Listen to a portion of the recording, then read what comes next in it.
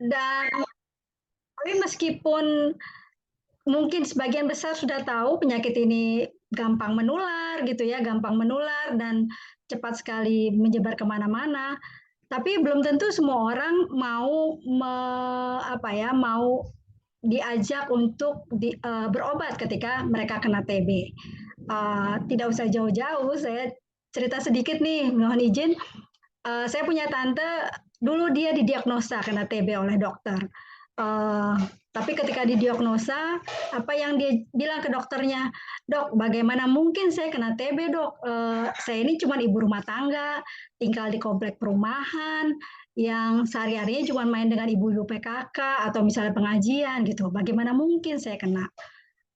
Kata dokternya, ya TB bisa bisa aja disebar Bu, karena dia melalui udara gitu. Jadi Ibu bisa jadi walaupun tidak pergi kemana-mana, tapi bisa kena penyakit itu gitu.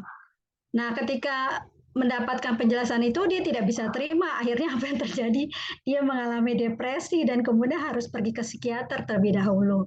Sampai kemudian ada adik iparnya yang juga seorang dokter menjelaskan gini, Kak, TB itu bisa dialami oleh semua orang. Semua orang bisa jadi punya kuman TB dalam tubuhnya. Cuman ada yang sudah bisa aktif, dia bisa jadi penyakit besar. Tapi kalau misalnya tubuhnya kuat, mungkin dia tidak terlalu kelihatan duluan seperti itu.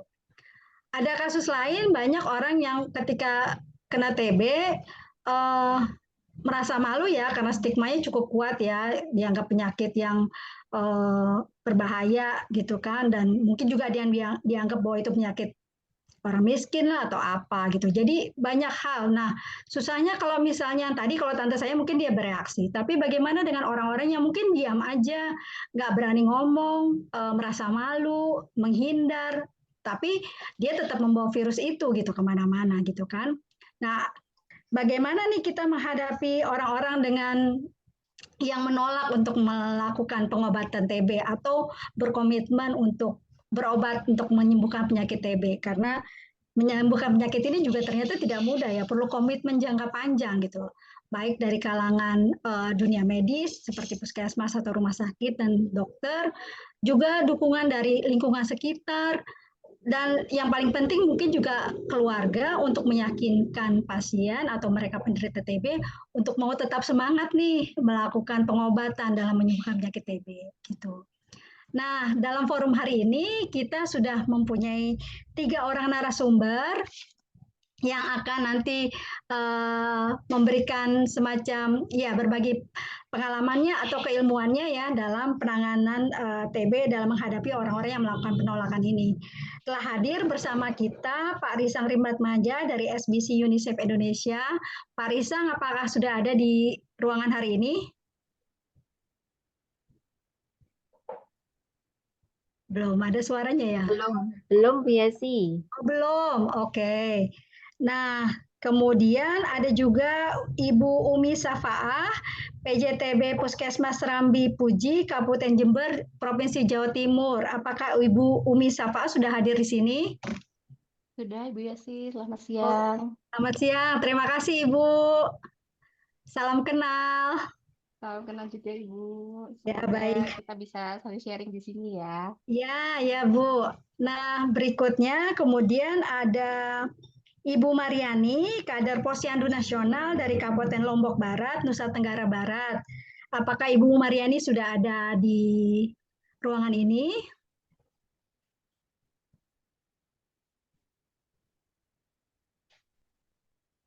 Belum ada suaranya ya? Belum sepertinya, Bu Yasi. Belum, oke, baik. Nah, biasanya dalam forum pemisahan ini memang Mas Risang Rimbat Maja nih biasanya yang akan memulai memberikan sharing-sharing keilmuannya atau pengalamannya dia untuk bagaimana kita berkomunikasi dengan orang-orang atau kelompok masyarakat yang agak-agak sulit ya untuk diajak berobat TB. Bagaimana kita menghadapi tipe-tipe orang baik yang misalnya menolak secara keras gitu ya, bahkan mungkin juga sampai mungkin mengancam keselamatan kita karena enak aja misalnya nyuruh-nyuruh saya berobat TB dan segala macam, atau orang yang kemudian diam-diam aja tidak bereaksi sementara situasinya kuman TB-nya tetap terbawa di kalangan di tubuh orang itu. Mas Risang, apakah Mas Risang sudah ada di ruangan ini?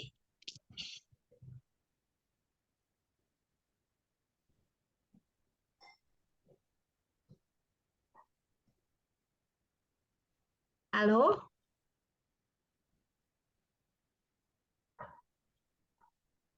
Baik, kalau belum ada, mungkin saya mau menyampaikan juga terlebih dahulu bahwa forum ini biasanya dihadiri oleh banyak kalangan, baik kalangan dari tenaga kesehatan, kader-kader posyandu, para promotor kesehatan, dan juga kalangan umum yang memang sangat ingin mengetahui tentang isu-isu kesehatan dan bagaimana cara berkomunikasi untuk menyebarkan perilaku hidup bersih dan sehat, atau misalnya bagaimana kita menghadapi orang-orang yang mungkin entah itu penyakit atau kita mengajak mereka untuk melakukan kegiatan yang bisa membawa kesehatan seperti itu. Sebelumnya mungkin saya melihat nih ada beberapa pesertanya yang wah ini macam-macam nih, ada yang dari Papua, bahkan ada dari Jakarta juga ada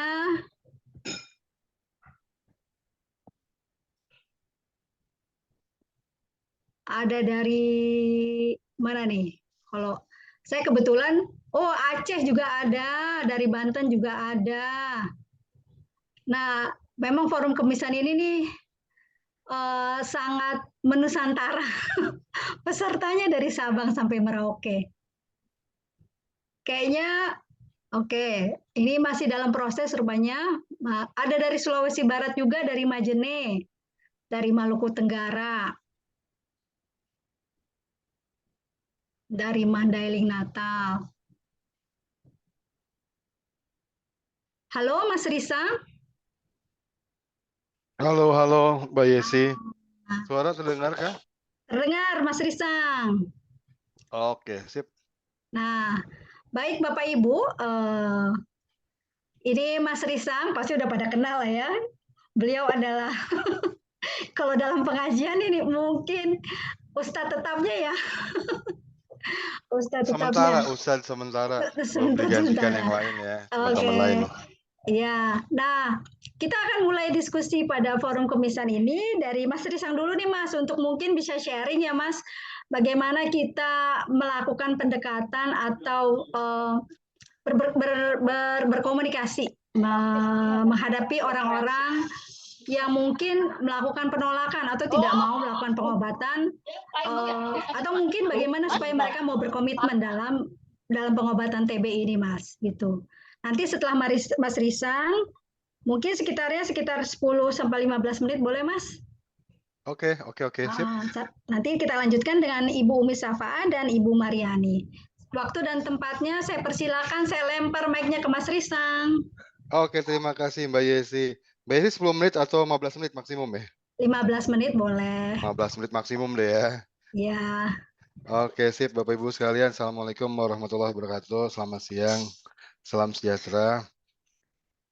Ini libur-libur nih ya kita ngumpul-ngumpul di forum kemisan. Tapi tidak menduga juga mungkin kok banyak juga yang datang ya. Wah, berarti kita semangat belajarnya tinggi nih.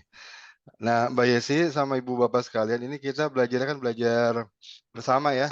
Jadi apa yang saya sampaikan mungkin sharing-sharing yang nanti akan dilengkapi oleh teman-teman yang lain. Urusannya kita saat inilah menghadapi penolakan. Nah, saya tuh suka bilang gini sama teman-teman, mungkin kita nih udah saatnya kita biasa aja gitu sama penolakan ya. Jadi jangan selalu digede-gedein gitu ya. Maksudnya begini, penolakan dalam urusan kesehatan itu ada hal-hal yang biasa di mana warga tidak selalu punya pikiran yang sama dengan kita gitu. Ini penting kita kita sadari dengan harapan kita memperbaiki komunikasi kita lebih lanjut.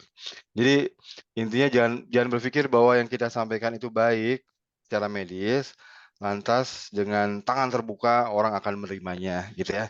Jadi kesadaran bahwa selalu akan ada penolakan itu penting sebetulnya untuk kita, memikirkan bagaimana nih komunikasinya. Jadi jangan langsung asal main, apa, bawa misalnya obatnya gitu, ngajak orang untuk minum TPT, ngajak orang untuk imunisasi langsung, tanpa kita menyadari gitu bahwa ada mungkin sebagian warga yang, bisa saja tidak sepikiran sama kita, ya. Nah, jadi satu itu. Yang kedua, sebetulnya kalau kita bicara penolakan, itu alangkah lebih baiknya kita itu mengantisipasi sudah sejak lama. Artinya gini, kalau misalnya kasus Covid kemarin ya, kasus Covid yang menimbulkan gejolak di masyarakat, khususnya untuk urusan vaksinasi gitu ya. Kalau kita datang ujuk-ujuk ke warga gitu ya, ada kalanya kita dapatkan penolakan yang keras gitu. Itu karena kita datang ke sana dalam rangka untuk jualan. Saya suka bedakan gitu Bu, Bapak ya, tentang jualan satu sisi sama edukasi satu sisi yang lain. Ini dagang, ini edukasi. Itu 2 hal yang berbeda sebetulnya. Nah kalau, mereka yang mendapatkan penolakan secara instan gitu, itu seringkali saya pelajari itu bukan penolakan di area edukasi, tapi penolakan di area, jualan. Artinya kita datang ke sana, ke warga, itu sudah ingin berharap warga membeli sesuatu.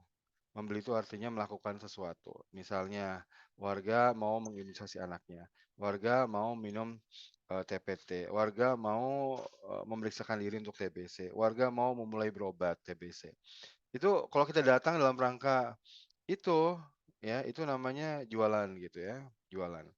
Nah, persoalannya adalah dengan jualan, itu kalau warganya sudah punya kecenderungan-kecenderungan untuk menolak, maka jualan kita akan, mudah ditolak gitu ya, mudah tidak lakunya. Misalnya warga tahu, wah ini Bu Nakes datang dari rumah ke rumah untuk sweeping ya, istilah kita kan sweeping ya, sweeping imunisasi atau mengimunisasi anaknya. Warga tahu tuh ngelihat dari jauh. Ya pantaslah kemudian warga masuk ke dalam rumah, nutup pintu erat, apa, nutup pintu erat-erat dan nggak keluar. Penolakan gitu ya. Ya itu karena kita jualan. Makanya sebelum kita bicara jualan sebetulnya ya, kita harus bicara edukasi dulu. Edukasi. Nah, ini bukan hanya Promkes sebetulnya wilayahnya, tapi semua program juga harus ada komponen edukasi yang dibedakan dengan jualan. Kalau edukasi, itu maksudnya kita datang ke kampung, ke masyarakat, itu dalam rangka edukasi, tidak menjual sesuatu. Bahkan kalau masyarakatnya itu sudah ada tanda-tanda, sudah ada kabar-kabar penolakan, maka satu, bentuknya edukasi yang secara tidak langsung, ya, tidak langsung. Tidak langsung itu artinya tidak langsung ujuk-ujuk ngomongin obat, minum TBC gitu ya. Tidak ujuk-ujuk langsung ngajakin orang minum TPT. Jadi tidak langsung itu seperti itu dan juga bisa implisit. Implisit itu artinya disembunyikan atau tersembunyi pesannya, tapi sampai ya. Itu satu dimensi pendekatan pesannya. Yang kedua, itu dimensi waktu yang sudah tadi saya sampaikan. Eh, Usahakan prosesnya agak lama. Misalnya gini, misalnya ya, kita ada kabar satu wilayah itu punya resiko TBC. Maka sebelum ada kasus yang ditemukan dan sebagainya, yaudah kita buat edukasi aja, edukasi tentang TBC. Tidak merujuk ke kasus tertentu, tidak menjual suatu perilaku tertentu, tapi edukasi. Sehingga orang tahu bahwa oh, TBC itu berbahaya, orang tahu kemudian cara penularan TBC seperti ini. Dan kemudian nanti akan memikirkan sebetulnya gimana cara mencegahnya. Nah, kalau udah muncul pertanyaan, jadi gimana dong Bu Widan cara mencegahnya? Nah, kita bisa memasukkan dagangan kita. Di dagangan kita itu ya itu, misalnya kalau TBC ya minum obatnya, cara mencegahnya. Nah, itu yang kita biarkan belakangan munculnya. Tapi kalau edukasi tidak masuk ke area itu. Nah, mungkin yang dimaksud dari topik sore ini kan sebetulnya bukan edukasi ya. Karena biasanya edukasi itu kalau edukasi dilakukan secara tadi itu hati-hati dalam pengertian kalau misalnya kelompok masyarakat itu sudah ada beli-beli penolakan, maka kalau kita lakukan secara indirect, dilakukan secara implisit dalam tenggang waktu, kurun waktu yang agak panjang dengan jualannya, maka penolakannya itu biasanya tidak terlalu besar, bahkan bisa dikatakan kecil lah orang menolak. Iyalah, misalnya gini, kita dagangnya imunisasi misalnya ya, terus kita datang ke kampung, terus kita buat edukasi dengan cara menyanyi. Nah, menyanyi itu tidak menyebutkan imunisasi, ya, bahkan menyebutkan hal lain, misalnya pakai lagu yang suka dipakai waktu KP ya, misalnya anakku harus sehat, jangan sampai sakit, caranya harus tepat, jauhkan penyakit. Pertama makanannya harus seimbang. Terus kedua bla bla bla bla. Terus ngomongin tentang higienitas ya, ngomongin tentang pemeriksaan kesehatan rutin di posyandu dan sebagainya. Terus pas bagian imunisasi kita cuma bilang terakhir tubuhnya harus cukup kebal agar bisa matikan kuman-kuman bebal. Tapi kita tidak menyebut sama sekali tentang imunisasi. Kemudian dari situ kita diskusikan dengan warga. Tadi itu apa lagunya? Lagunya ngomongin tentang apa? Oh, supaya anak nggak sakit. Gimana caranya tadi disebutkan? Oh, makanan bergizi, apa-apa macam-macam gitu ya. Terus ada bagian tentang caranya agar tubuh kebal. Itu gimana tuh? Dia bahas. Nah, itu cara yang indirect juga implisit. Biasanya kalau kita melakukan cara-cara seperti itu, kemungkinan untuk ditolaknya kecil ya. Nah, buat teman-teman untuk yang pengen belajar secara detail mungkin ikut aja sesi-sesi belajar KAP ya supaya ntar bisa tahu kalau di lapangan seperti apa tuh teknik-tekniknya.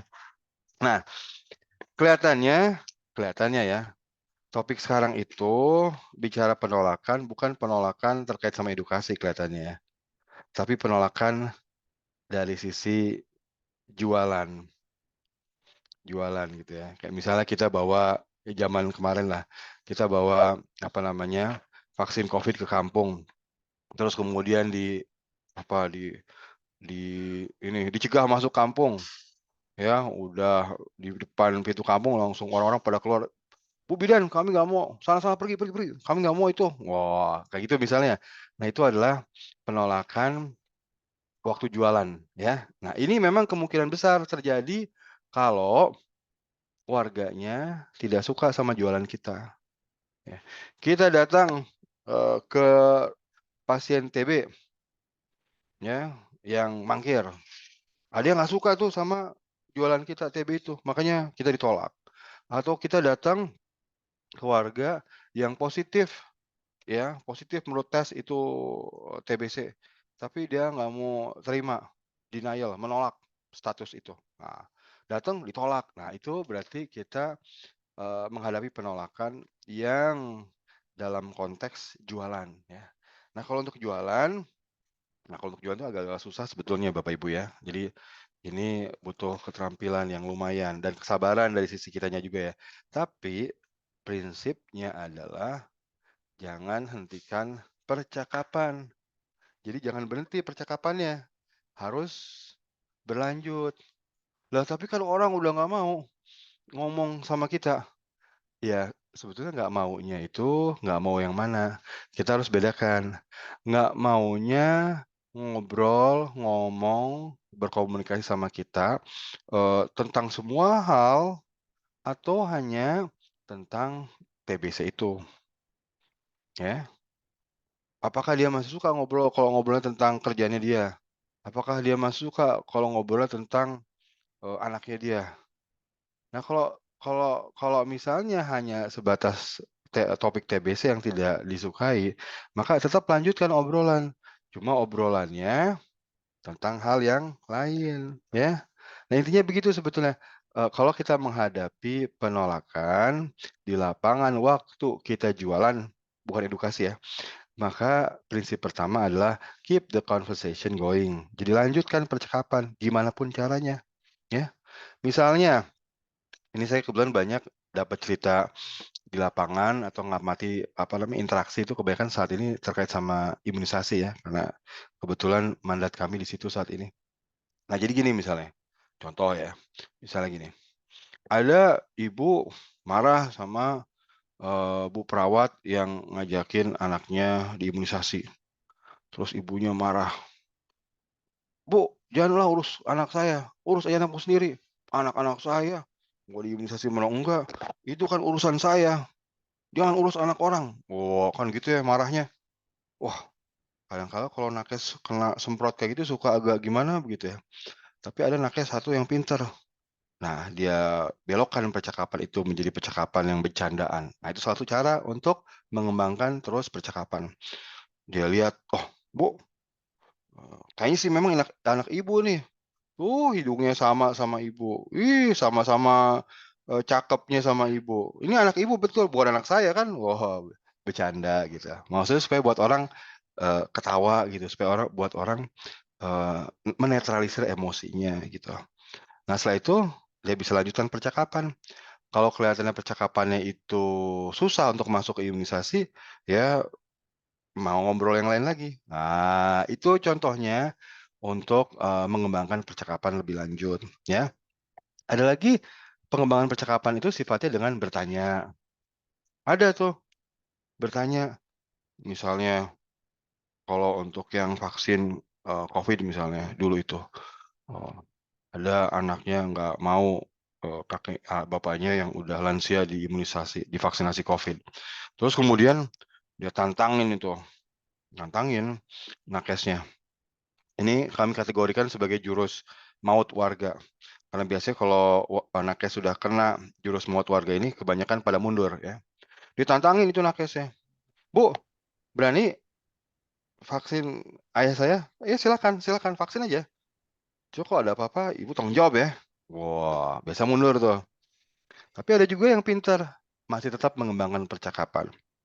Malah ditanya, "Khawatirnya apa sih kamu, Pak? Coba cerita deh, Pak, apa yang Bapak khawatirkan?" Wah, ditanya, orang cerita, jawab, didengarkan, dialirkan, sehingga mendengarkannya itu menjadi mendengarkan yang lebih empatik. Mendengar empatik itu mendengarkan dalam rangka sebetulnya menempatkan emosi kita, pada emosi orang itu gitu dan membantu dia untuk menjadi lebih tersalurkan emosinya gitu ya, secara manfaat begitu ya. Sehingga apa, sehingga walaupun kemudian, si anak itu tetap tidak membolehkan, ayahnya untuk diimunisasi, nah ini prinsip yang berikutnya, walaupun belum berhasil, walaupun masih ditolak, tapi hubungan tetap berlanjut. Dek, Hubungan Pak. tetap berlanjut, jangan berhenti hubungannya. Artinya, kita Makasih. boleh dagangan kita ditolak, ya, tapi jangan sampai ditolak untuk ngobrol. Maksudnya adalah, ya udah nggak apa-apa orang nggak suka, ya udah nggak apa-apa orang menolak, diajak untuk minum obat, diajak untuk, tes gitu ya, nggak apa-apa. Tapi coba cari cara agar obrolannya tetap bisa berlanjut dan hubungannya, masih bertahan atau kalau bisa tambah bagus. Sehingga apa? Sehingga nanti pada kesempatan-kesempatan berikutnya, kita masih bisa ngobrol dengan orang itu. Itu yang menjadi penting, ya. Jangan berhenti untuk ngobrol sama orang, ya. Nah, saya tuh, materinya kalau di sisi materi penolakan itu agak banyak dan, mungkin tidak bisa dalam 15 menit, tapi itu satu, ada 2 prinsip yang kita biasa sampaikan, terus yang kedua adalah prinsip apresiatif, ngelihatnya selalu dari sisi yang positif. Penolakan-penolakan itu ya di satu sisi membuat kita down, tapi di sisi lain kalau kita ngobrol sama orang ya, mungkin yang kita lihat adalah sisi positifnya. Jadi misalnya ada, ibu yang menolak, anaknya diimunisasi, ini contoh balik ke sini ya, imunisasi atau misalnya ada orang tua yang menolak, apa namanya, anaknya minum TPT, ya. Ngobrol-ngobrol-ngobrol, ternyata mereka tuh khawatir terjadi apa-apa sama anaknya, kan ini obat orang dewasa pula, atau dianggapnya begitu ya, obat TBC pula, kan berbahaya buat anaknya nanti. Gimana nanti, apa namanya, ginjalnya gimana nanti, hal-hal yang organ-organ tubuhnya, jangan-jangan terpengaruh juga. Nah, kalau kita melihat orang ini sebagai, "Ah, bebel banget nih. Ah, orang tua ini kok nggak ngerti nih. Oh, orang tua ini kok menjerumuskan anaknya nih." Maka nanti komunikasinya tidak begitu lancar dalam pengertian karena hambatan-hambatan itu kita lihat sebagai hal yang negatif gitu. lebih baik kita melihatnya sebagai hal yang positif dan itu yang dinyatakan dalam komunikasi kita kepada orang itu. Misalnya kita bilang, "Ih, Bapak ini ternyata, sangat perhatian ya sama anak ya. Ih, Bapak ternyata, orang tua yang sangat hati-hati ya sama apa yang diminum atau pengobatan anaknya. Jadi Bapak ini benar-benar cermat, hati-hati." Itu kan hal positif ya, hal positif. Istri misalnya, seorang istri nolak meminumkan TPT pada anaknya karena dia menuruti suaminya. Nah, kalau kita mikirnya, "Gimana nih istri kok takut sih sama suaminya?" Itu kan hal negatif. Tapi kalau kita lihatnya secara positif, kita bisa bilang, "Ih, ibu ini patuh ya sama suami ya, luar biasa. Memang kalau keluarga itu kalau mau harmonis memang harus patuh sama suami." Misalnya gitu. Itu hal positif yang bisa kita tangkap dan juga kita bisa sampaikan ke orangnya. Supaya apa? Supaya hubungannya menjadi lebih enak aja. Dan setelah itu komunikasinya menjadi lebih lancar ya. Nah, Bapak Ibu sekalian, kalau kita bicara penolakan itu memang sangat terkait dengan apa masalahnya gitu. Masalahnya itu bisa aja misalnya ya, masalahnya adalah itu yang harus kita cari tahu ya, kita ajak ngobrol ya. Nggak mau misalnya, nolak kita datang gitu. Kita mau berkunjung, menanyakan, tentang minum obatnya, ditolak, nggak boleh datang. Bahkan kalau kita datang pun nggak ditemuin. Ini ada apa nih? Kalau ada kesempatan ngobrol lewat WA, lewat telepon, coba pelajari. Jangan-jangan karena orang itu merasa malu, orang itu merasa nggak enak sama lingkungan, takut lingkungannya menjauhi dia kalau ketahuan TBC. Nah, kalau kita tahu begitu, maka kita kan bisa bilang, "Oh, Pak, bagaimana kalau saya datangnya nggak usah pakai seragam kali, Pak, ya? Oh, bagaimana, Pak, kalau saya datangnya pura-pura ke warung dulu, Pak? Atau bagaimana kalau saya datangnya ke beberapa rumah di situ dulu, Pak, jadi nggak langsung ke rumah Bapak?" Jadi orang nggak tahu, Pak. Nggak tahu kalau kita hanya menuju ke rumah itu saja. Nggak pakai seragam, nggak kelihatan mencolok, datang dulu ke beberapa tempat, ya supaya nggak kelihatan mencolok gitu ya. Datang ya nggak rame-rame, atau di waktu-waktu yang lebih sepi, itu kita bisa tawarkan ya. Supaya apa? Supaya kekhawatiran orang yang tadi masalah ketahuan, mencolok dan sebagainya itu bisa ditangani ya. Apalagi kita harus cari tahu gitu loh, apa yang membuat mereka itu menolak. Ada juga yang misalnya menolak karena, takut status TBC itu mengganggu kerja dia, nggak boleh kerja misalnya. Nah, ini kita ngobrol tentang penularan gitu ya, kapan misalnya waktu menular itu.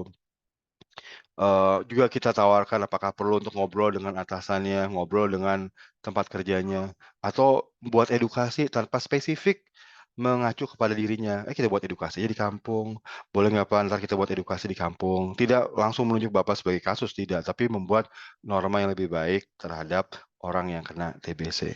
Jadi intinya adalah coba pahami dulu masalahnya apa, dan tadi itu ya, sikap apresiatif kita itu penting supaya kita juga tidak baperan. Karena dari sisi komunikasi gitu ya, kalau sudah baperan, kalau sudah kecewa, wah ditolak. Misalnya mau datang, wah ditelepon, "Bu jangan datang Bu." "Loh kenapa Pak?" "WA saja dah." Ngelihatnya alhamdulillah berarti saya nggak usah jauh-jauh nih, ngobrolnya pakai WA aja. Ke dalam diri kita mungkin kita bisa sampaikan seperti itu tuh, supaya apa? Supaya kitanya nggak baperan gitu ya. Daripada kita mikir, "Wah nggak bisa datang nih, dia nolak nih." Berat nanti, malah kitanya yang tidak, sehat nantinya. Nah, ada sejumlah skenario sebetulnya kalau kita bicara penolakan, tapi, saya mau bahas yang mana ya? Ini aja deh, yang satu aja dulu, yang emosional emosional. Karena kadangkala ya, ini yang paling sulit yang kita hadapi kalau menghadapi orang yang emosional. Belum apa-apa datang orangnya pakai parang, taruh parangnya di depan meja, "Berani Bu melakukan ini, ayo." Wah, itu udah yang emosional tuh ya, yang menakutkan. Belum apa-apa orangnya udah teriak-teriak, malah marah gitu ya. Itu emosional gitu ya. Nah, kalau, komunikasi dengan orang yang emosional, penolakan yang diwarnai dengan emosi yang tinggi, itu biasanya kita harus lihat dulu, apakah situasinya itu sebetulnya bisa ditangani dengan komunikasi atau tidak. Jadi, cirinya adalah begini, Bu, kalau sudah ada kekerasan, secara fisik maupun verbal, maka jauhi. Jauhi aja, nggak usah ditangani dengan komunikasi.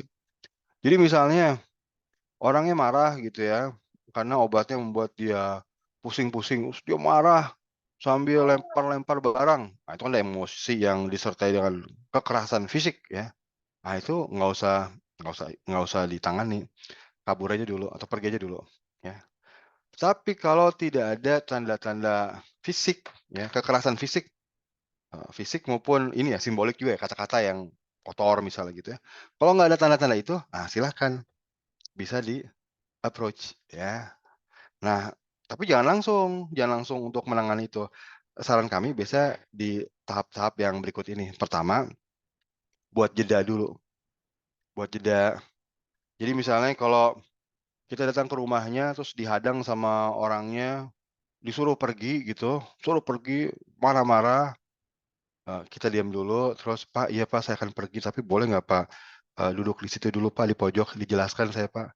Saya nggak akan ini Pak, nggak akan maksa untuk, eee, nasihatin Bapak, nggak maksa apa-apa kok Pak, cuma pengen tahu aja supaya saya jadi jelas, apa sih masalahnya. Duduk situ boleh Pak." Terus waktu kita bergerak ke sana, kan jalannya kucuk kucuk kucuk kucuk. Nah, itu adalah momen jeda hening. Nah, ini momen penting supaya orang itu, eee, lepas dari cengkraman setan, saya suka bilang gitu. Jadi kalau misalnya kita langsung respon, "Wah jangan gitu Pak, Pak boleh saya jelaskan Pak, saya jelaskan dulu Pak, sebentar Pak." Wah itu udah cengkeraman setannya makin kuat, makin emosi orang itu. Tapi kalau misalnya, "Pak boleh duduk sebelah sana dulu Pak, kita Pak ngobrol sebentar, Bapak jelasin ke saya nanti dengarkan aja deh Pak." Nah, jalanlah kita ke sana, kucuk kucuk kucuk, dia juga jalan, kucuk kucuk kucuk, dan jalan itu dalam keheningan.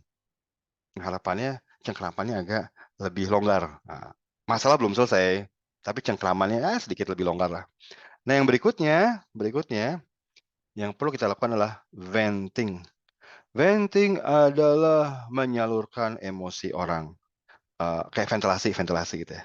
Jadi kalau orang, emosional menyampaikan unek-uneknya, kita jangan pernah defensif, jangan pernah, "Oh itu salah Pak, Bapak dengarkan saya, wah itu Bapak keliru tuh, wah itu salah." Wah itu kalau udah kayak gitu repot. "Saya jelasin dulu Pak, ya gini dulu persoalannya Pak, saya jelaskan." Wah udah, kalau kayak gitu caranya kita sebetulnya sedang menyiram api dengan bensin, ya. Nah, kita nggak perlu gitu, kita dengarkan aja dulu. Dengarkan tuh artinya bukan diam, tapi tanya, jadi apa yang Bapak rasakan? Oh, setiap hari kah gitu? Terus gimana? Terus Bapak sudah gimana? Oh, dengerin aja biar cerita cerita cerita. Ya tanya-tanya perasaannya boleh, biar keluar keluar keluar keluar. Biasanya kalau kita melakukan venting, nanti nada suaranya agak turun. Kenapa? Ya karena emosinya udah keluar semua gitu ya. Nah, setelah itu baru kita berempati. Kalau misalnya dia marah karena dikeluarkan dari kerja gitu ya, itu kan ada juga Bu, Pak, orang ketahuan TBC terus kemudian sama kantornya suruh berhenti kerja. Kalau itu di dunia informal, kerja informal itu kan berarti berhenti berhenti kerja gitu, kan kasihan dia nggak dapat duit lagi. Nah coba empatik dulu, "Wah Pak, saya kalau mengalami gitu saya juga marah Pak. Wah kalau saya mengalami itu ya saya juga seperti Bapak Pak, akan gini gini." Jadi mencoba menempatkan posisi kita di posisi orang itu ya. Nah itu perlu dilakukan, kalau enggak nanti orangnya ngerasa, "Wah ini orang nggak mendengarkan saya." Ya, karena masih ada hal yang belum tuntas gitu loh, menempatkan diri kita sama seperti orang lain perasaannya gitu ya. Nah, setelah itu baru kita kasih tanggapan. Tanggapan terkait dengan, kesembuhan penyakit boleh, tanggapan tentang misalnya, kita edukasi masyarakat untuk hal ini ya silakan. Tapi itu semua dilakukan setelah kita melakukan proses ini ya. Nah, harapannya ketika kita melakukan tanggapan di saat orang sudah didengarkan, diempatikkan, maka dia akan jauh lebih mendengarkan kita. Nah, Ibu, apa ini, teori saja sebetulnya, situasinya bisa bermacam-macam sih di lapangan. Tidak selalu kita menghadapi orang yang emosional.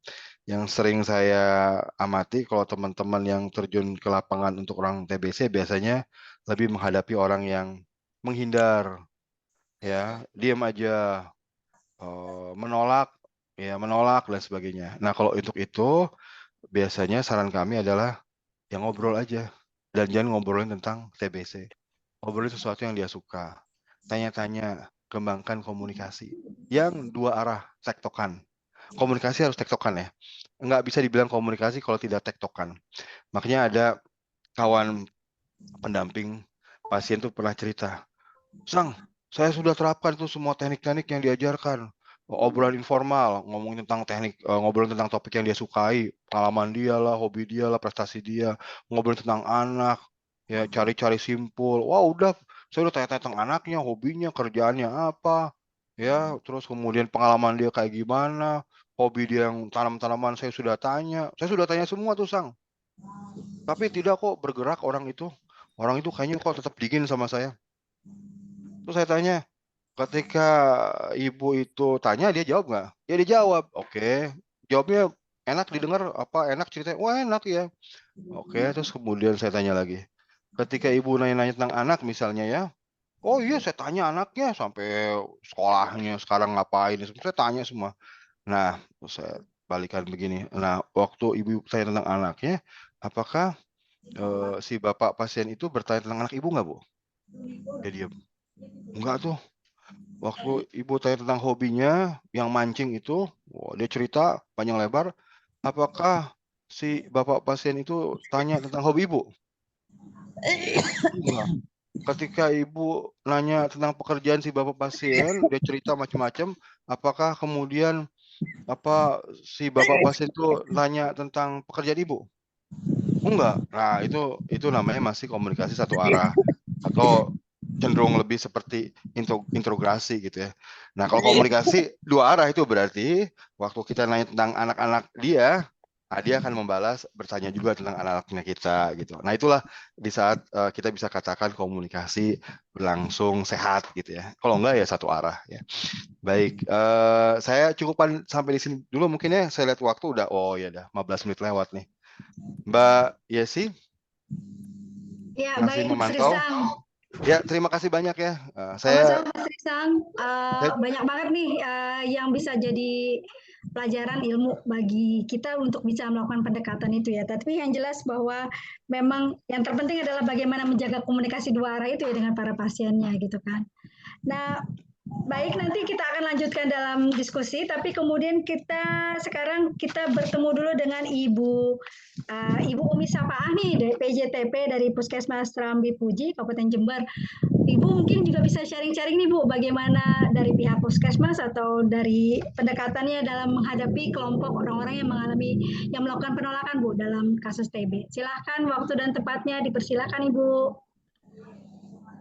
Terima kasih Bu Yesi. Assalamualaikum warahmatullahi wabarakatuh. Selamat siang Bapak Ibu semua. Apakah suara saya terdengar jelas? Siang, terdengar. Oke.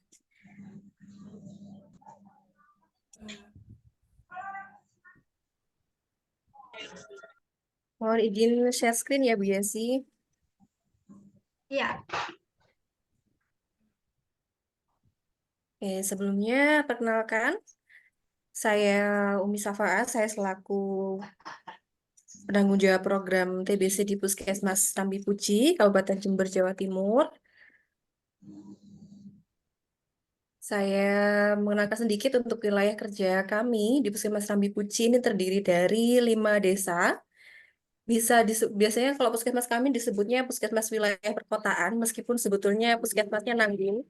Memang lokasinya di pinggir jalan raya, jalan nasional, tapi sebagian besar cakupan wilayah kami ini lokasinya masuk ke dalam. Jadi memang untuk SDM masyarakatnya cukup beragam, mulai dari eh, kalau dari latar belakang pekerjaan, sebagian besar pasien TBC kami ini banyak yang buruh, baik buruh tani atau karyawan pabrik, banyak juga pendatang karena memang lokasi puskesmas kami di pinggir jalan raya, sebelum masuk ke kota Jember, jadi juga banyak sekali ini kos-kosan. Jadi banyak masyarakat kami yang kondisinya mobile, jadi cukup beragam. Sukunya terdiri dari suku Jawa dan Madura. Ada beberapa pendatang orang Sunda, jadi memang macam-macam sekali. Untuk 2024, estimasi kasus kami ada 133 kasus, dengan target kasus yang harus ditemukan depannya adalah 120 kasus. Estimasi kasus TBC anak 26 kasus, target TBC anak ditemukan 23 kasus. Target terduga kami ada 648 kasus dalam setahun. Ini angka yang cukup tinggi ya Bapak Ibu. Kebetulan puskesmas kami ini tiap tahunnya menempati pasti masuk 5 besar untuk kasus TBC di wilayah Kabupaten Jember. Nah, kalau dari lokasi dan kondisi sosial ekonomi serta latar belakang pendidikan di masyarakat kami, ada beberapa tantangan yang harus kami hadapi ketika menghadapi pasien, terutama ya, seperti yang Bapak Risang tadi sudah cukup jelaskan bahwa tantangan kami kalau di masyarakat bukan di edukasi sebetulnya lebih banyak, tapi lebih ke jualan ya, jualan produk istilahnya. Produk kami apa? Produk kami adalah satu OAT, nomor 2 adalah TPT gitu.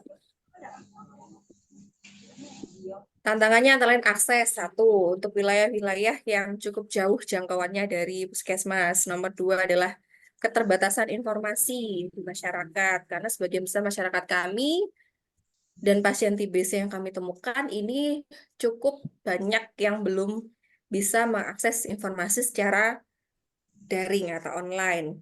Lalu keterlambatan diagnosa atau penemuan kasus, ini juga yang persulit, karena semakin lambat pasien ditemukan dengan masalah TBC, semakin terlambat pengobatannya, semakin besar gejala yang dirasakan, juga seringkali berdampak dengan semakin besar efek samping yang diterima ketika pasien ini memulai pengobatan. Ini meningkatkan potensi penolakan nantinya ketika dalam fase pengobatan. Lalu yang berikutnya adalah keberadaan SDM di masyarakat. Jadi macam-macam.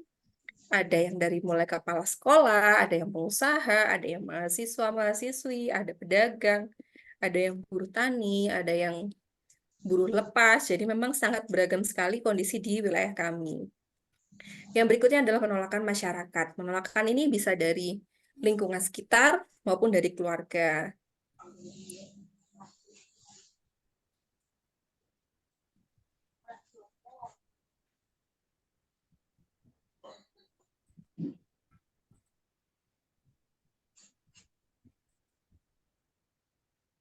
Sebentar, ya, karena ada kendala macet.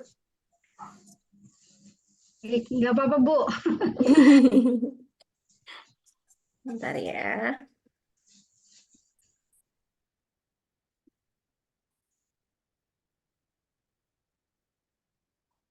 Oke.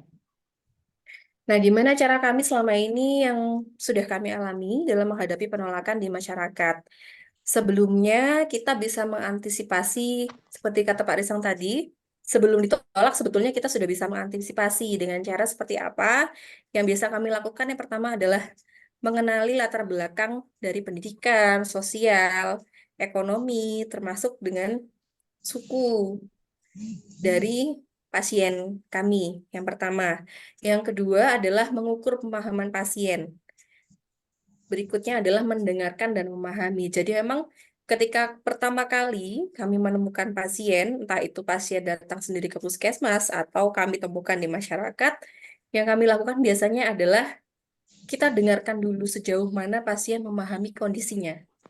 Sejauh mana pasien ini menyadari tentang sakit yang diderita. Dari situ kita bisa mengukur respon pasien terhadap sakitnya seperti apa dan respon pasien terhadap informasi nantinya akan kita berikan. Lalu kita juga harus menunjukkan empati kepada kondisi pasien. Karena kalau kita tidak menunjukkan empati, itu pasti akan sangat terasa ya kepada pasien terhadap lawan bicara kita. Yang berikutnya adalah kalau dalam keperawatan kita punya membina hubungan saling percaya. Ini juga ada tadi di poin-poin yang disampaikan Pak Risang, membina hubungan saling percaya. Nah, ini memang tidak instan untuk membina hubungan saling percaya ini. Salah satu pintunya adalah tadi, empati yang harus kita utamakan kepada pasien. Lalu berikutnya yang sangat kentara sekali kalau di masyarakat itu, kita harus bisa menyesuaikan cara komunikasi dengan pasien. Gitu. Karena tadi pasien kami terbagi dalam beberapa kondisi ya. Ada pasien-pasien dengan SDM dengan pengetahuan yang sangat baik atau yang cukup baik. Ini memang kita harus lebih banyak mendengarkan sejauh mana pemahaman pasien, memvalidasi untuk pemahaman-pemahaman yang sudah betul, memberikan apresiasi jika pasien sudah mengetahui informasi atau memahami dengan baik dan benar apa yang sedang dialami. Koreksi seperlunya, betul-betul seperlunya. Kenapa? Karena pada pasien-pasien dengan SDM dengan pengetahuan yang baik, dengan kondisi sosial ekonomi menengah ke atas, kalau kita terlalu banyak melakukan koreksi, ini biasanya mereka akan jauh jadi mental, lebih mundur ya, menjauh dari kita. Lalu perbanyak diskusi dua arah, ajukan pertanyaan terbuka biasanya. Lalu habis itu kita juga berikan akses komunikasi yang mudah kepada pasien. Yang dimaksud akses komunikasi yang mudah ini, kalau di kami beberapa kali kami memiliki pasien yang kondisi sosial ekonominya menengah ke atas atau dengan latar pendidikan yang baik, ini sedikit merasa tidak mau dikenali oleh pasien-pasien yang lain. Jadi biasanya mereka tidak mau datang di jam poli yang sudah ditentukan, tidak mau didatangin di rumahnya seperti Pak Risam tadi. Tapi ya sudah, yang penting kita bisa tetap menjalin komunikasi, entah itu by phone atau kita bisa janjian di luar jam poli. Bisa kami punya poli jam 8 sampai jam 12 siang. Biasanya nanti saya bisa janjian sore ya Bu ke puskesmas nanti ngobrol sama saya, keluarganya diajak seperti itu. Lalu saya juga berikan akses, pasti semua pasien saya berikan nomor handphone saya dan berikan kebebasan kepada pasien untuk bertanya atau menghubungi saya baik via WA maupun telepon gitu. Yang berikutnya adalah SDM dengan pengetahuan yang kurang. Ini mendominasi sebagian besar pasien kami di Puskesmas Rambi Puji, hampir lebih dari 70% pasien kami adalah banyak yang petani, buruh, juga pekerja harian lepas. Nah, yang pertama sama, kita ukur dulu pengetahuannya sejauh mana. Kadang-kadang mereka banyak yang datang ke kita itu clueless ya, sama sekali tidak tahu sakitnya apa.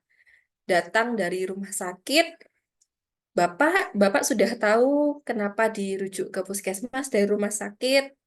Sudah Bu, karena ambil obatnya di sini. Bapak tahu obat yang Bapak ambil obat apa?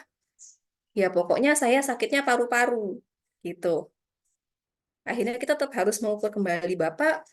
Menurut Bapak pahamnya sakit paru-paru itu seperti apa?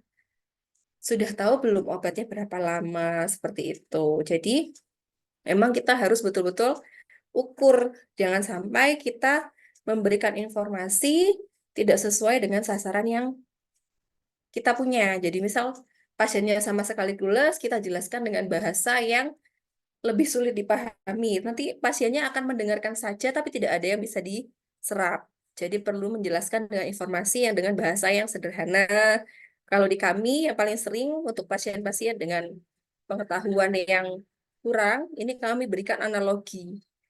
Lalu kita bangun rasa aman dan percaya pada pasien kepada kami, kepada kita.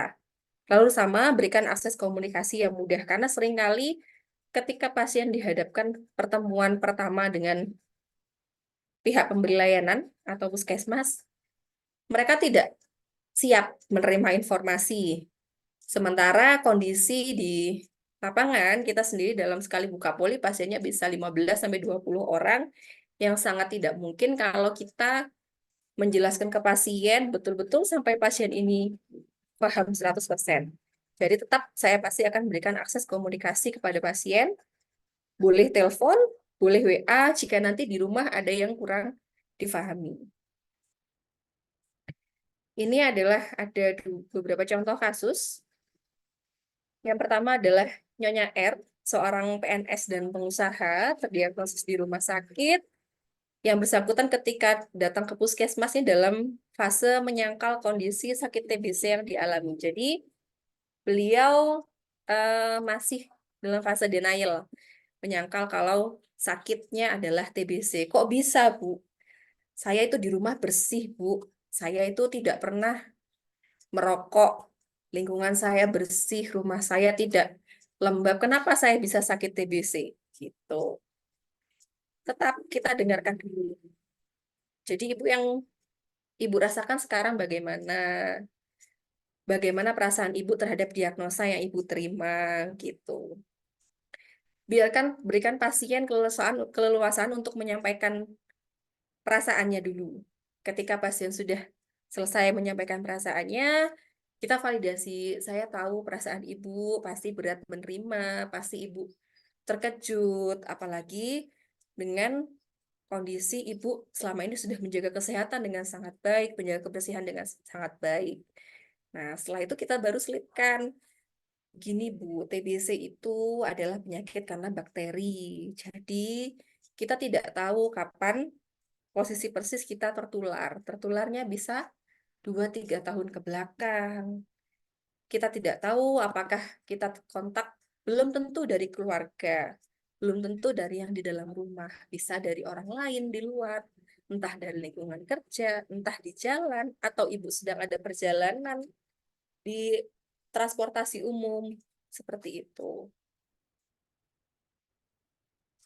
Setelah itu kita tetap fasilitasi jika pasien tersebut masih ada yang ingin diketahui. Biasanya kalau pasien-pasien dengan kondisi pengetahuan pendidikan dan sosial ekonominya menengah ke atas ini sebelum datang ke kami sudah research dulu. Pasti sudah tanya dulu dengan dokter spesialisnya tentang obatnya, efek sampingnya, dan lain-lain. Nah, kalau pasien ini biasanya setiap kali pengambilan obat tidak bisa datang di jam pengambilan obat di puskesmas.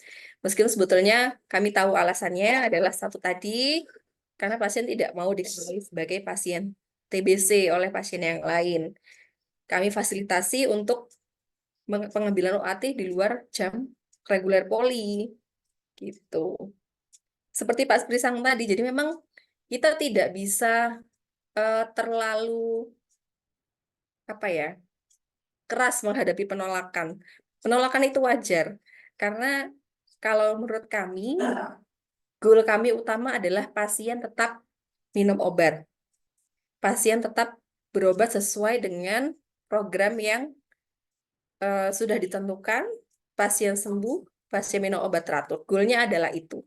Jadi entah pasien tidak mau dikunjungi di rumah, oke, kita bisa minta pasien datang di luar jam poli ke puskesmas, kita untuk screening dari keluarga.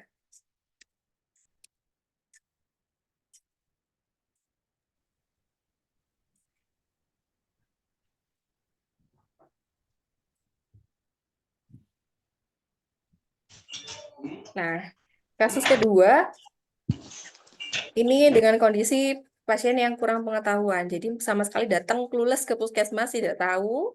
Sudah kita jelaskan dengan baik tentang obat dan lain-lain.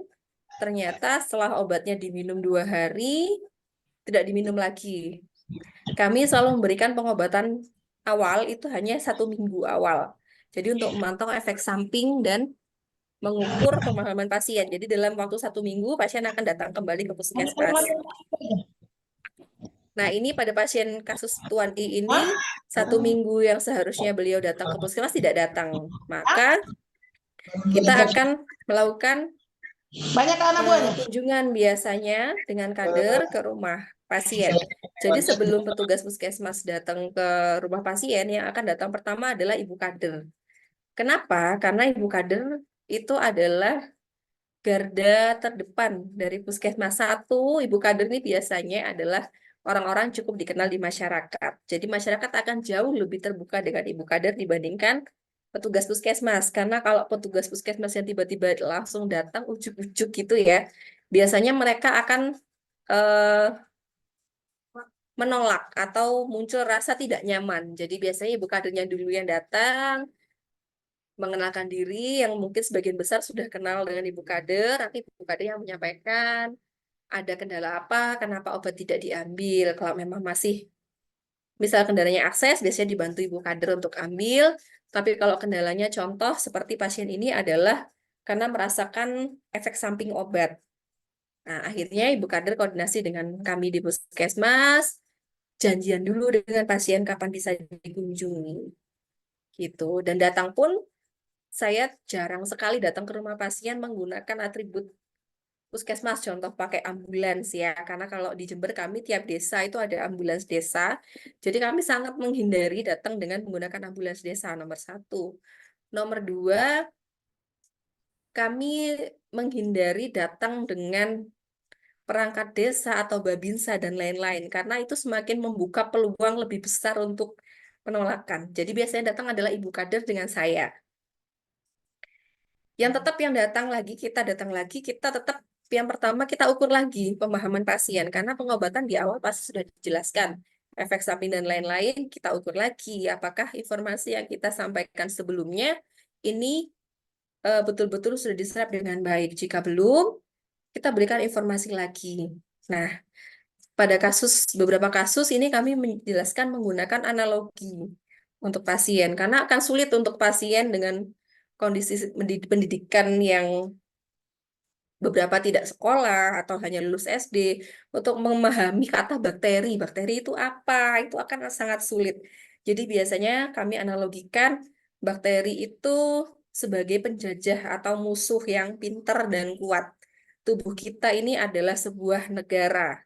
Sebuah negara yang dijaga oleh tentara. Tentara ini adalah sistem imun. Nah, ketika tubuh kita diserang oleh penjajah dan musuh yang pintar dan kuat ini dalam jumlah besar, tentara kita kalau hanya duel satu one by one tidak akan mampu. Itulah dibutuhkan bom atau senjata. Itu adalah OAT, obat TBC, obat anti tuberkulosis. Nah, obat anti tuberkulosis itu ada 2 fase. Nah, kalau di kami menjelaskan fase awal 2 bulan pertama itu adalah bom. Senjatanya Pak Tentara ini pakai bom, Bapak Ibu. Nah, kenapa? Karena kalau langsung dengan musuh yang banyak, musuh yang pintar, kalau kita menggunakan duel 1 lawan 1 pasti akan sulit untuk menang. Itulah kenapa dipakainya bom dengan dosis yang besar obatnya. Yang namanya bom, tujuannya adalah untuk membunuh musuh dalam jumlah besar. Kalau yang namanya perang pakai bom, musuh memang sebagian besar mati. Tapi pasti ada kerusakan di sekitarnya. Tapi kerusakan ini bisa diminimalisir dan bisa dipulihkan. Jauh lebih besar manfaatnya membunuh musuh-musuh ini daripada mengkhawatirkan kerusakannya. Kalau Bapak Ibu ada mual muntah, ada gatal-gatal, itu adalah efek samping dari bom. Kerusakan yang minim tadi. Selama kita bisa cegah, bisa kita obati Bapak Ibu. Jadi gitu. Tapi tetap harus komunikasi dengan kami, jadi kami tahu keluhan Bapak Ibu apa. Efek samping yang dirasakan seperti apa. Kita bisa pulihkan efek sampingnya ini. Nah, ketika nanti 2 bulan Bapak Ibu melawan musuh dengan bom ini, nanti dosisnya akan diturunkan. Kalau musuhnya sebagian besar sudah habis, dosisnya akan diturunkan dari bom pakai senjata. Nah, tentaranya tubuh kita, sistem imun, itu akan membawa senjata OAT yang fase lanjutan untuk menyisir musuh-musuh yang ada di persembunyian. Jadi tidak boleh putus hanya sampai di bom saja, karena ketika di bom pasti ada musuh-musuh yang bersembunyi di basement-basement, di goa-goa, di hutan-hutan. Nah, itu butuh tentara untuk membawa senjata, menyisir tempat yang tersembunyi. Sampai betul-betul semua musuhnya dapat dimusnahkan dan nantinya tidak kambuh. Kalau Bapak Ibu setelah 2 bulan minum obat, merasa sudah sehat, merasa sudah mampu beraktivitas, tidak ada batuk, badannya sudah gemuk lagi, makannya sudah enak, tidak dilanjutkan ke fase selanjutnya, atau minum obat yang dosisnya kecil, yang sebagai senjata ini, resikonya adalah musuh-musuh yang tadi sembunyi-sembunyi, itu akan mereka janjian lagi, nanti berkembang biak jadi banyak lagi, Bapak Ibu bisa kambuh lagi di masa depan. Seperti itu.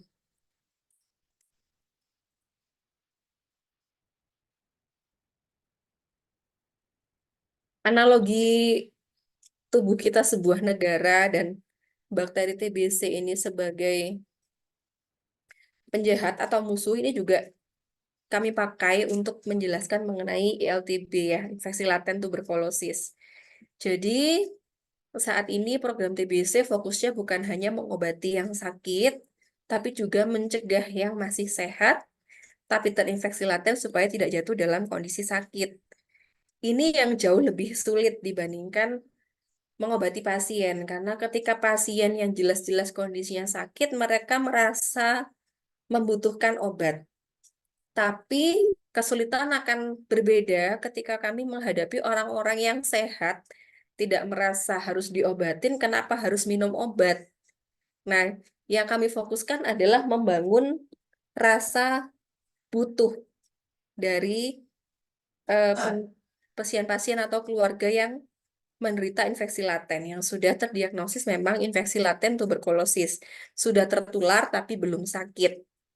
Nah, ini sama kita jelaskan kepada keluarga bahwa ketika kuman TBC, bakteri TBC masuk ke dalam tubuh kita, kondisi badan kita fit, kondisi tubuh kita sehat, maka kuman ini akan dipenjara di dalam paru-paru oleh sistem imun. Saat itulah kondisinya kita disebut infeksi laten, bukan sakit Bapak Ibu gitu.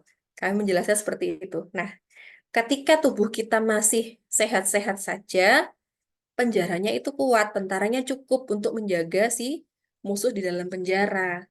Tapi ketika nanti kondisinya ke depan kita tidak tahu kondisi kita bagaimana, kondisi kesehatan orang itu pasti naik turun, ada kalanya kita kurang tidur, kelelahan, atau makannya tidak teratur, atau kita sakit terinfeksi penyakit lain, entah itu tifoid, entah itu influenza, otomatis tentara yang di dalam tubuh kita ini akan dipindahkan, yang tadinya jaga penjara, dipindah ini Bu, melawan infeksi yang lain, melawan penyakit yang lain. Akhirnya bakteri TBC yang dalam penjara ini tidak ada yang jaga. Akhirnya mereka bisa lolos keluar dari penjara, berkembang biak, sampai jumlahnya jadi banyak, akhirnya menyerang kita jadi sakit. Itulah kenapa kalau Bapak Ibu sudah tertular tapi masih sehat, kumannya masih di penjara, musuhnya masih di penjara, sebelum dia kabur dulu, mumpung badan kita masih kuat, musuh yang di penjara ini kita kasih racun dulu, sampai dia betul-betul mati. Nah, ketika dia sudah mati, dia tidak punya potensi menimbulkan sakit di masa depan, supaya mata rantai dari penularan TBC ini bisa kita putus, Bapak Ibu, supaya nanti kalau Bapak sudah sembuh, keluarga yang di rumah yang sudah terinfeksi tapi belum sakit ini juga kondisinya sehat. Kenapa? Karena sekarang Bapak diobatin. Kalau nanti yang serumah tidak dikasih obat pencegahan, 2 tahun lagi, nauzubillah, amit-amit ada yang gantian yang sakit. Nanti yang sakit ini menulari ke Bapak lagi, maka Bapak yang sebelumnya sudah berobat 2 tahun yang lalu, bisa jatuh sakit lagi, harus minum obat lagi 6 bulan. Maka siklus itu tidak putus-putus nantinya. Seperti itu biasanya kami jelaskan kepada pasien. Dan kalau di tempat kami, pasien itu jauh lebih welcome, terutama yang dengan kondisi perekonomian menengah ke bawah. Itu sangat berbeda penerimaannya dengan yang kondisi ekonomi menengah ke atas. Itu trennya. Jadi kami lebih senang sebetulnya ketika pasien yang datang ke kami atau pasien yang kami temukan ini justru dengan kondisi pendidikannya kurang seperti itu. Mereka jauh lebih mudah untuk didekati, jauh lebih mudah untuk menerima informasi, dan potensi penolakannya lebih kecil. Ketika petugas datang ke rumah pasien, biasanya mereka justru merasa bersyukur, merasa diperhatikan, merasa dipedulikan oleh petugas puskesmas, merasa bahwa kami memiliki kepedulian dan empati terhadap pasien dan keluarga, begitu. Jadi kalau kami memang lebih sering melakukan kunjungan rumah gitu tadi. Memang kalau untuk yang SDM-nya menengah ke atas ini perlu lebih bersabar, lebih tricky. Seringkali kami berikan opsi kedua, satu komunikasi via WA atau bisa berkunjung ke puskesmas di luar jam pelayanan, atau kadang kalau informasi yang kami berikan juga masih pasien menolak, biasanya kami sarankan boleh untuk konsultasi dengan dokter spesialis. Tentu saja kami arahkan ke dokter spesialis yang memang betul-betul mendukung program TBC. Kami arahkan ke dokter siapa gitu. Jadi biasanya mereka akan jauh lebih menerima ketika informasi ini diberikan oleh orang-orang yang lebih kompeten berdasarkan pemahaman mereka. Begitu, sekian dari saya. Terima kasih waktunya Bapak Ibu. Saya kembalikan ke Bu Yesi. Baik, Ibu Umi, terima kasih banyak. Ini menarik sekali ya. Dan kalau saya boleh ambil satu kunci utamanya bahwa untuk bisa menangani ini adalah harusnya kita punya empati terlebih dahulu ya, supaya kita bisa memberikan sehingga pasien itu merasa tidak dikucilkan dan dia bisa memahami kondisinya. Dan ini menariknya ada beberapa trik-trik yang dilakukan di puskesmas yang membuat masyarakat itu mau berobat. Yang pertama tadi kalau saya boleh simpulkan itu menjaga privasinya. Jadi ada akses yang diberikan kepada masyarakat untuk bisa telepon atau WA gitu kan. Dan yang kedua adalah memberikan itu yang menarik perumpamaan-perumpamaan sehingga orang lebih mudah memahami tentang penyakit TB ini gitu. Sehingga dia tidak merasa takut dan bisa nangkep kenapa dia harus penting berobat dan tidak hanya dia yang pasien yang sakit tetapi juga keluarga juga atau lingkungan sekitar. Seperti itu. Nah, tadi Ibu Umi ada sempat menyinggung tentang pentingnya peranan kader nih untuk bisa memberikan kesadaran atau pendekatan kepada masyarakat. Nah, kita berikutnya kita sapa dulu Ibu Mariani, kader Posyandu Nasional dari Kabupaten Lombok Barat NTB, yang mungkin juga bisa sharing-sharing Bu pengalamannya bagaimana melakukan pendekatan kepada masyarakat supaya mereka punya kesadaran untuk berobat dan punya komitmen juga, atau juga bagaimana menghadapi situasi masyarakat yang agak-agak susah ya untuk melakukan pengobatan dengan TB.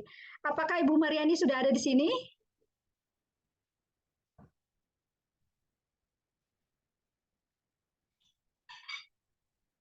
Halo Ibu Mariani.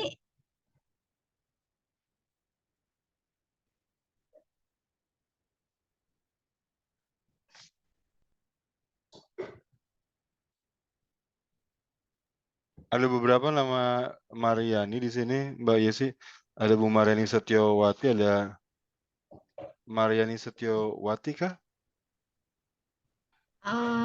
Kemarin dapat kabarnya Ibu Mariani A aja nih. Ini tanpa nama belakang. Jadi, oh ini ada Mariani.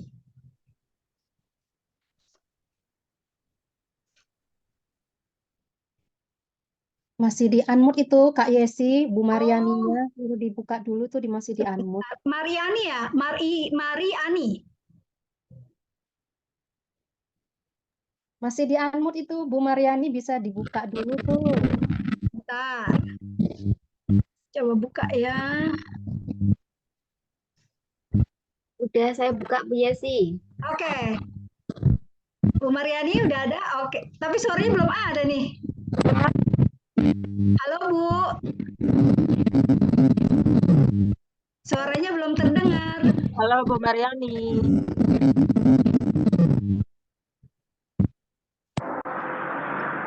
Halo. Halo Ibu. Ya, halo. Bisa Oke, sudah terdengar? Bisa? Oke, sip. Memang agak delay antara bibir dengan ini. Tapi tidak apa-apa. Silakan Bu untuk sharing pengalamannya bagaimana sebagai kader. Assalamualaikum warahmatullahi wabarakatuh. Salam kenal. Waalaikumsalam warahmatullahi wabarakatuh. Perkenalkan saya Ibu Mariani dari Posyandu Pelamboyan. Desa Dasanggeria, Kecamatan Lingsar, Kabupaten Lombok Barat, Provinsi Nusa Tenggara Barat. Alhamdulillah bisa bergabung di acara web ini untuk membagi pengalaman bagaimana cara kita mengatasi penolakan pada pasien. Nah, di sini dulu saya mendapatkan pelatihan TB itu awalnya tahun 2004. Nah, apa yang harus saya lakukan? Apa yang harus saya lakukan ini di masyarakat? Nah, awal-awal itu belum ada KAP atau sejenis itu. Yang kita diajarkan itu bagaimana kita bisa penyuluhan di masyarakat. Nah, di sini saya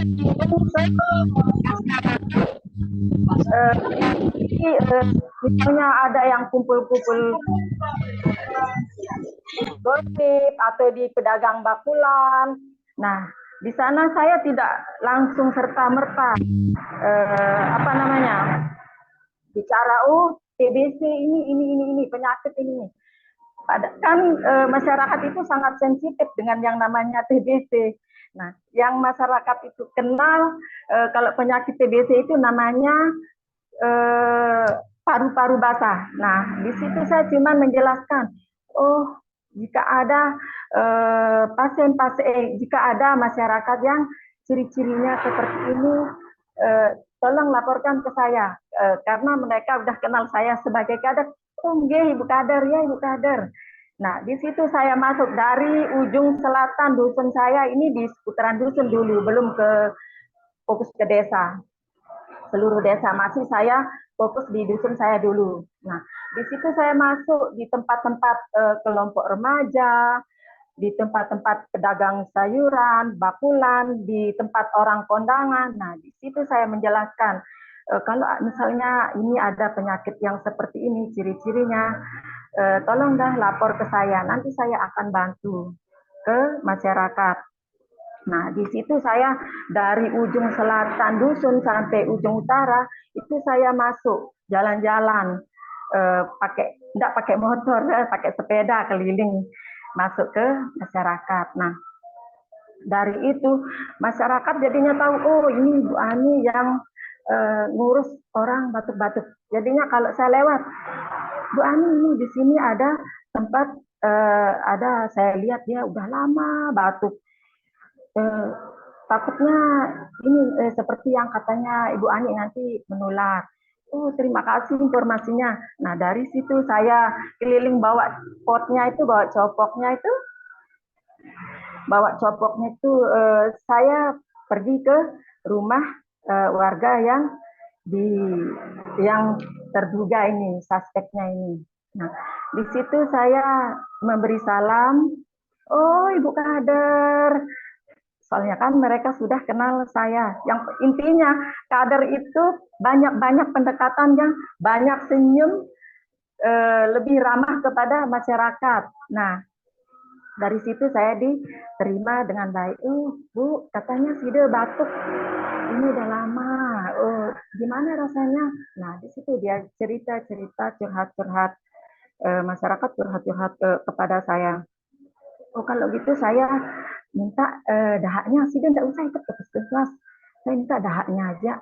Ini ya, untuk dulu kan awal-awal tuh, ini copoknya. Nanti habis subuh, bangun subuh itu Side itu yang dahaknya itu yang keluar kalau batuk. Nah, itu saya minta.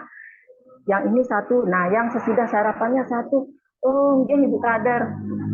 Terus nanti dibungkusin pakai plastik nggih, Pak, Bu. Saya bilang, oh, nggih Ibu Kader.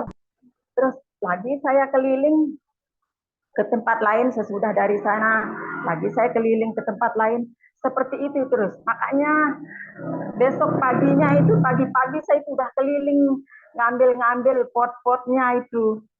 Pot-potnya itu saya minta ke ini yang suspeknya ini. Saya minta. Nah, langsung saya bawa ke puskesmas. Terus dalam seminggu itu alhamdulillah mungkin dari yang 5 itu ada 2 yang positif. Nah, dari itu saya minta ini ke sekeliling yang udah positif ini. Dulu awal-awalnya mereka itu apa namanya, kadang ada yang belum tahu bagaimana pengobatannya. Nah, dari situ saya jelaskan, oh nanti kalau ini anaknya SIDE sebagai PMO, kadang saya ibu kadernya mengingatkan, saya cari dia ke rumahnya, udah minum obat apa enggak hari ini. Tuh kalau ada anaknya misalnya terhalang nggak bisa, saya tanya, oh Pak Bu, udah ngambil obatnya hari ini? Oh belum, oh biar saya ambilkan ke puskesmas. Dari situ masyarakat jadinya sangat terbantu, sangat sayang sama kadernya, alhamdulillah. Makanya banyak suka duka yang saya alami pas menjadi kader Posyandu. Dari situ, mulai dari lingkup dusun saya itu, walaupun saya tidak keliling, pasti ada aja yang datang melapor ke saya, oh Bu Kader ini ada yang sakit gini, ada yang sakit, oh siap saya bantu. Misalnya kalau tidak ada yang bantu mereka untuk pergi ke puskesmas, saya yang bonceng dia. Misalnya dalam misalnya sesudah saya diperiksa ke puskesmas, hasilnya negatif itu, terus si pasiennya itu masih saja batuk. Nah, nanti saya minta rujukan dia ke rumah sakit. Nah, di rumah sakit itu dia masuk ke polidot, poliparu, di sana saya bantu. Saya antar juga ke rumah sakit pasiennya. Kadang bukan satu aja, saya pergi rujuk itu sampai 5 orang kadang saya urus bolak-balik ke di rumah sakit itu. Saya bolak-balik ini ngurus bawa mapnya ini ke poli-poli. Nah, dari situ ada yang dapat positif, nah dirujuk balik ke puskesmas untuk mengambil pengobatannya di sana di puskesmas. Dari itu masyarakat percaya sama kader itu sendiri, sayang sama kadernya itu sendiri, merasa diperhatikan. Makanya kader itu harus apa namanya, lebih perhatian kepada masyarakat, lebih empati seperti kata ibu yang tadi. Karena saya setiap ketemu itu selalu teriak, tersenyum, ramah, makanya masyarakat selalu ini lapor sendiri ke saya. Alhamdulillah sampai sekarang mereka mandiri. Kalau ada yang sakit, ya betul. Banyak suka dukanya dulu. Terus alhamdulillah sukanya itu pas saya hitanan anak saya itu, si pasien yang sudah sembuh itu ada yang bawa gula, ada yang bawa beras, ada yang bawa ayam. Makanya saya sangat senang membantu si pasiennya itu apa namanya, pasiennya itu kalau sudah sembuh, kita sebagai kader itu merasa puas, merasa bangga bisa membantu orang. Saya kadang sampai nangis. Kadang suami saya dianterin kacang tanah dia sama si pasien. Ya Allah, saking terharunya, ini berkat kamu, dia bilang. Suami saya, berkat kamu ini dianterin kacang tadi sama si pasien. Kasihan, padahal dia dapat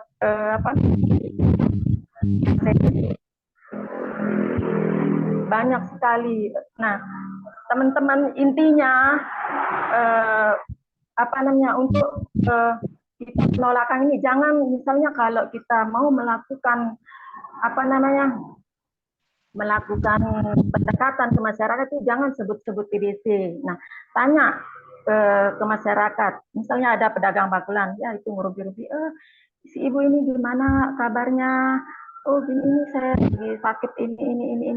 Di sana mereka curhat sendiri ke saya. Oh ya ibu, saya bantu kalau mau. Ini saya kasih pokoknya. Makanya sekarang saya bukan di bagian TBC aja.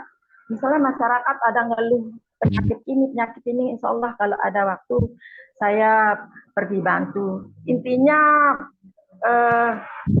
ibu-ibu kader harus tetap semangat, sabar, murah senyum, apalagi banyak-banyak pendekatan ke masyarakat. Jangan dibilang TBC itu. Masyarakat itu selalu sensitif kalau kita bilang TBC. Ya, misalnya kita cuman kasih tahu, oh ini kalau ada yang batuk seperti ini, ciri-cirinya seperti ini,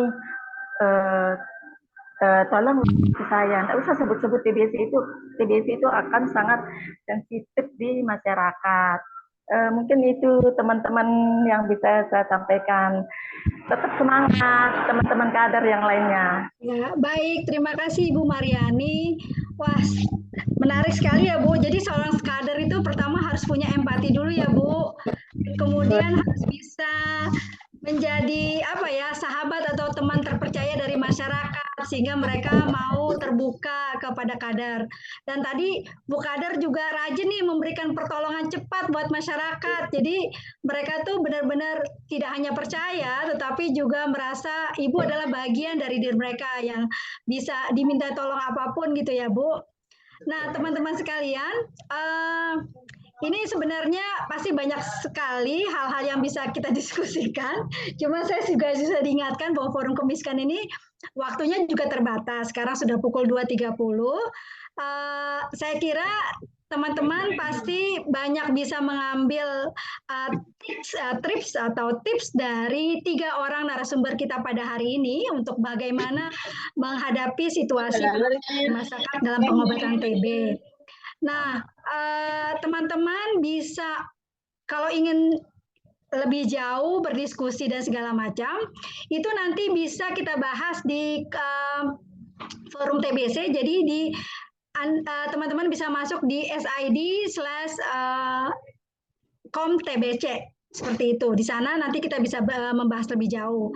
Nah, ini juga karena terkait dengan waktu untuk hari ini diskusi tanya jawabnya ditiadakan dulu, tapi nanti bisa dibahas di grup itu tadi saya bilang. Nah, sebelum saya menutup, saya meminta kesediaan Mas Risang dulu nih untuk memberikan semacam closing statement-nya ya Mas, untuk mengkonklusikan atau menyimpulkan diskusi kita pada hari ini. Mas Risang masih ada di sini? Masih Mbak Yesi, cuma jangan saya lah buat closing statement. Saya cuma bisa bilang gini, TBC ini isu besar gitu ya. Penemuan sudah banyak, ya karena angka penemuan kita tinggi. Tapi lebih dari itu kan tugas besarnya adalah membuat mereka yang sudah positif itu minum obat secara tuntas. Jadi komunikasi yang ke arah sana yang harus kita garap rame-rame gitu. Nah ini forum belajar bersama yang penting untuk menemukan teknik-teknik, metode-metode yang menarik yang bisa kita sebarkan. Kayak tadi tuh Bu Kader punya teknik gitu ya. Nah, kita bisa sebarkan melalui forum-forum ini. Jadi itu mungkin ya tugas kita ke depan itu mencari lagi pengalaman-pengalaman, mengumpulkan dan menyebarkannya lebih luas. Itu mungkin ya Mbak Yesi dari sisi pengorganisasian forum ya. Terima kasih. Oke. Ibu Umi, apakah ada penutupnya sedikit? Sedikit menambahkan Bu Yesi untuk tadi penjelasannya Bu Mariani ya sudah sangat bagus sekali.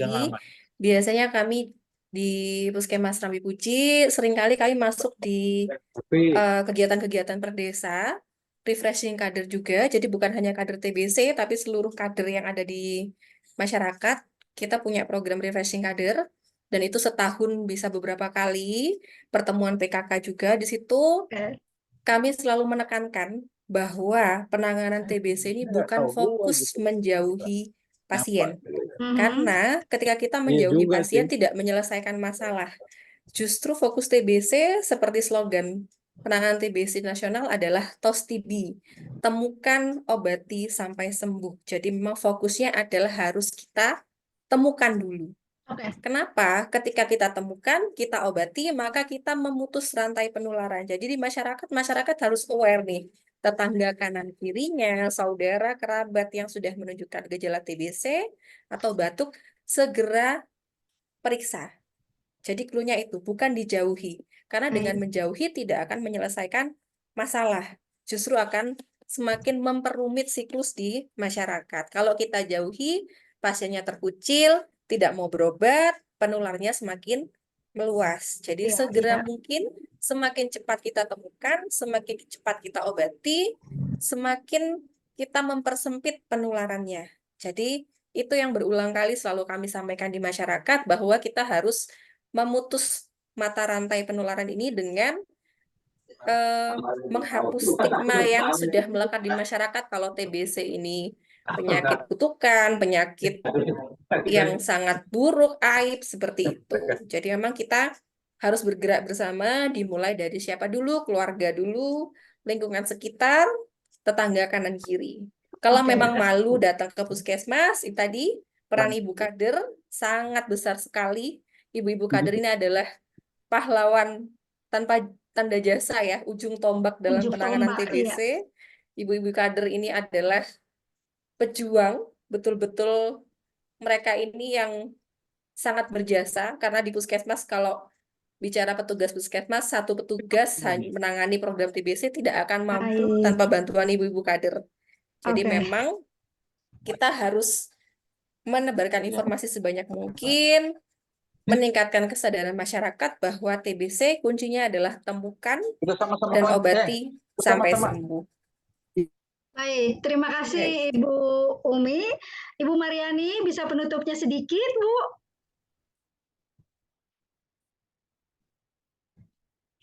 Oke, oke. Baiklah. Teman-teman, ibu-ibu sekalian, terima kasih untuk waktunya pada hari ini bergabung dalam Forum Kemisan. Saya minta maaf kalau misalnya ada kekurangan dalam memoderatori acara hari ini. Saya senang sekali karena bisa ketemu dengan para narasumber dan juga para peserta yang antusias untuk mendengarkan atau saling belajar, saling berbagi tentang penanganan TB ini. Saya juga ingin sampaikan bahwa Forum Kemisan ini akan selalu kita selenggarakan pada hari Kamis pukul 1 sampai pukul 2 siang. Ini adalah kerjasama dari Forum Kemisan, PPPKMI, kemudian RCCI Plus. Baik Bapak Ibu sekalian, demikian Forum Kemisan pada hari ini. Terima kasih dan sampai ketemu pada hari Kamis berikutnya. Assalamualaikum warahmatullahi wabarakatuh. Selamat siang. Waalaikumsalam warahmatullahi wabarakatuh. Mbak Yesi, terima Waalaikumsalam kasih. warahmatullahi wabarakatuh. Ya, Ibu Bapak, terima kasih. Bu Umi, Bu Sehat-sehat Mardani, Bu semua. Yesi. Iya, sama-sama Bu. Terima Yesi, kasih terima Bu Yesi, kasih. Parisa, Bu Ya, Mariani, dan mudah-mudahan Bapak bisa Ibu ketemu semua. suatu hari nanti. Amin. Umi, Semoga kita makasih. bisa ketemu Apa kabar Bu secara Yesi? langsung ya Bu Terima Yesi. kasih Bu Baik. Ami. Ya Bu, sehat-sehat semua.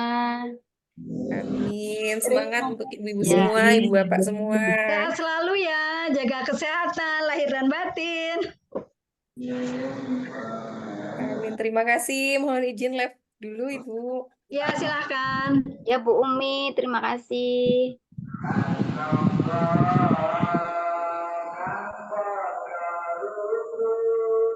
Halo Dokter Basra, monitor. Bu Yesi, apa kabar? Piye kabar Ibu? Baik, baik. Sehat semua ya. Alhamdulillah. Bu Mariani berarti kemarin banyak dong yang ngasih itu ya. Sayur-sayuran dan buah tangan dari masyarakat. Ya, Bu Mariani saya unmute ya harus nih. Bu Mariani suaranya nggak ada.